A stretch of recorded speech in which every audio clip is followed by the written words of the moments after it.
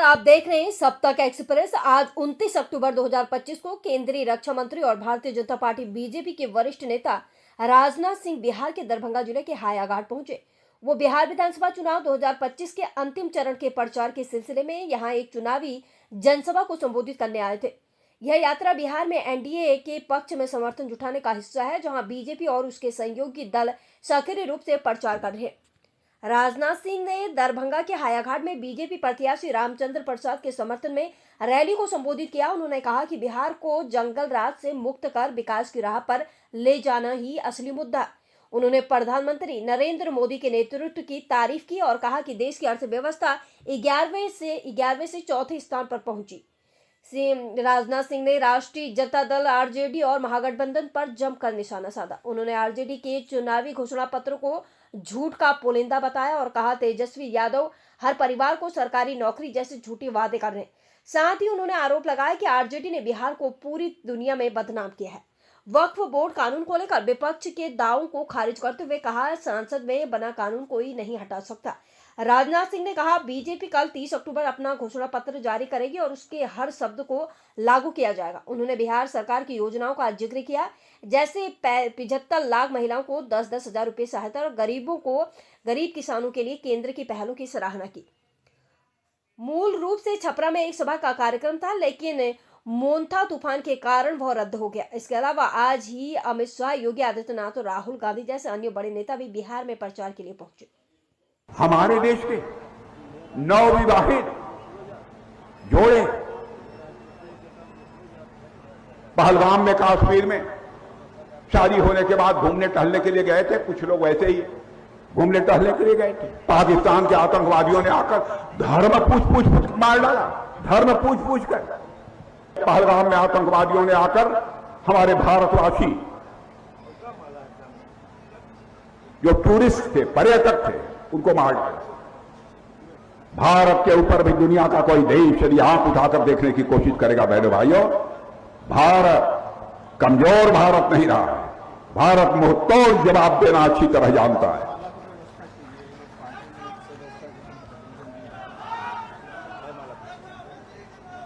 और बहनों भाइयों, आपने देखा जरूरत पड़ी सर्जिकल स्ट्राइक किया, जरूरत पड़ी तो एयर स्ट्राइक किया। हम लोग समझे कि एक बार संदेश दे दो, और उसके बाद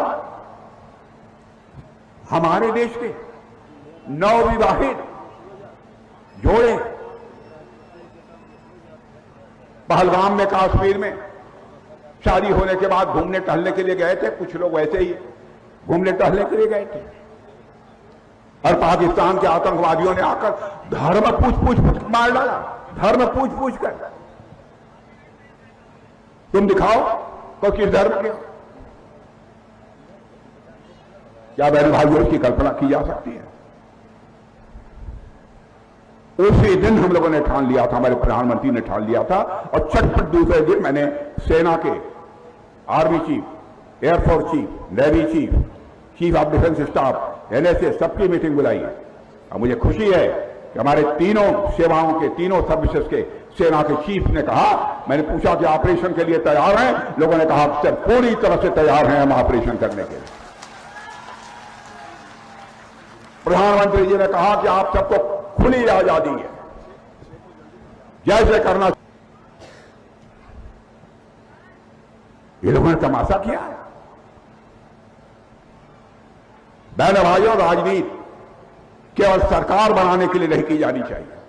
राजनीति की जानी चाहिए तो देश बनाने के लिए राजनीति की जानी चाहिए, केवल सरकार बनाने के लिए नहीं।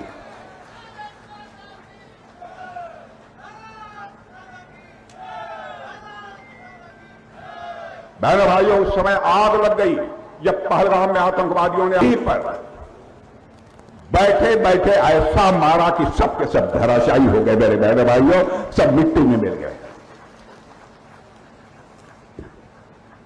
अब संख्या नहीं बताना चाहूंगा, संख्या बड़ी शानदार है, बहुत शानदार है। लेकिन भारत का चरित्र देखो आप। उन्होंने धर्म पूछकर हमारे लोगों को मारा, लेकिन हम लोगों ने धर्म के तो सीता जी ने पूछा, अरे हनुमान, इतना तोड़ फाड़ करने की क्या जरूरत है? कहीं पेड़ उखाड़ डाला, कहीं कुछ कर डाला, कहीं कुछ कर डाला, क्या जरूरत थी इसकी? इतने लोगों को मार दिया, क्या जरूरत थी? सीता जी, मां का हृदय था, विशाल हृदय था, लंका में थी, लेकिन लंका में रहने वालों की भी चिंता, मातृत्व का भाव सजोई हमारी मां सीता के अंदर था। कहा हनुमान क्यों मारा? जानते हैं हनुमान ने जवाब दिया। हनुमान जी ने क्या जवाब दिया था? हनुमान जी ने कहा, हे माते, जिन मोही मारा तिन मोही मारे, जिन्होंने हमको मारा हमने केवल उन्हीं को मारा। वैसे ही बहनों भाइयों, जिन आतंकवादियों ने हमारे लोगों को मारा था, हम लोगों ने केवल उन्हीं को मारा है, किसी पाकिस्तानी को भी नहीं मारा।